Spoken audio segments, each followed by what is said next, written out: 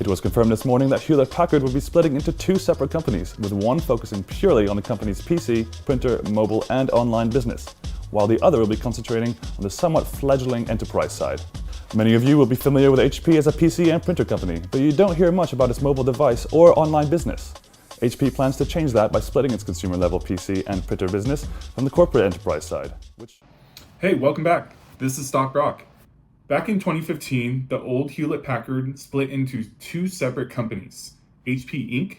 kept the PC and printer business, while Hewlett-Packard Enterprise, or ticker HPE, took the enterprise technology business. The separation was structured so HP shareholders received one share of HPE for each share of HP they owned, and HPE began trading under the ticker HPE on November 2nd, 2015. The whole idea was to create two more focused companies with different strategies and investor profiles. The business theory behind why splitting up Hewlett-Packard, a very successful company, into two separate companies, why was that going to be such a great idea? I think the main theory, which at least in our case has proven to be true, was focus. HP was a very big company. We were selling from printers to servers, data centers, all sorts of technology products. And the theory that the board had at that point was that focus was very important. Today, I'm talking about the earnings that came out for HPE.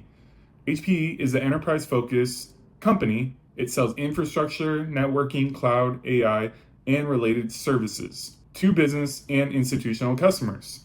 In its latest reporting structure, HPE's main segments are networking and cloud and AI, following an organizational change at the start of fiscal 2026. For fiscal quarter 1 2026, reported on March 9th, 2026, HPE posted $9.3 billion in revenue, up 18% year over year. GAAP gross margin improved to 35.9% from 29.2%, and non-GAAP margin improved to 12.7% from 9.9%, which means non-GAAP EPS rose.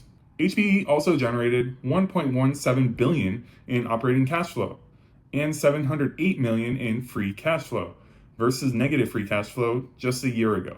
The big driver this quarter was networking. The segment's revenue rose sharply, and management said strong networking results and better profitability in cloud and AI helped support a higher full-year outlook. Segment margin in networking was 23.7%, while cloud and AI margin improved to 10.2% from 8.4% last year. So obviously a very strong trending business in the right direction. For beginners, the simple read is this: HPE had a strong quarter. Revenue grew fast, margins improved, EPS went up, and cash flows got much better. That usually means the company is not just selling more, but executing better operationally too. The main risk to watch going forward, HPE says it faces aggressive competition, price pressures, uneven sales cycles, supply chain disruptions, and broader macroeconomic and geopolitical pressures that can reduce enterprise IT spending. The company also warns that rising component, logistics, and tariff-related costs can hurt margins if it cannot pass those costs onto the customer. Basically saying, if the tariffs and all these other related costs impact their business, they're going to raise their prices for their customers to pay. As for competitors for HPE, we have Dell, we have Supermicro, we have Cisco, and Lenovo in data center infrastructure, Broadcom, IBM, NetApp, Pure Storage, AWS, Google, Microsoft in hybrid cloud, and Cisco, Arista, Nokia, Huawei, NVIDIA, Palo Alto, Zscaler, and Ruckus in networking. So HPE is competing across several large and highly competitive enterprise technology markets, but seems to be performing pretty well. The big takeaway is that the 2015 split created two very different companies, and right now, HPE is the enterprise infrastructure story.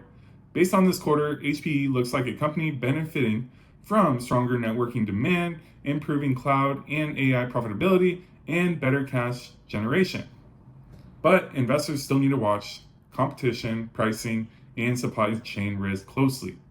Thanks for watching. This is a breakdown of HPE. This is Stock Rock. Peace.